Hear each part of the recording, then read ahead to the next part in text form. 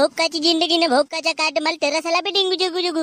तुला काय तर तेरासाला का नाही भाऊ, चांगला दारू पाहायला भेटते. नाही नाही म्हणत तुला चकना हे पलतेस. अभि चकण्यावर जिंदगी चालली असती, तुम्ही आजवर येते उपडत बसलो असतो का? दारू तर आपण गम भुलवासाठी पिटून. तुला काय लवड्याचा गम? अभि सवितीनं मला धोका दिलं त्याचा गम. रिश्तेदार घरी येऊन माझी गांड मार्केट त्याचा गम. परीक्षेत नापास झालो त्याचा गम. पुढे जॉब लागते का नाही लागते त्याचा गम. हा अजून का लग्न होते का नाही हो, पोर होते का नाही हो त्याचाही गम. भोसडीचा निष्ठा गमच गम आहे जिंदगीत. हो लवडा, पैसे नसेत त्याचाही गम. आपण एक काम करून का, आपण दोघे मिळून दारूचा धंदा टाकू.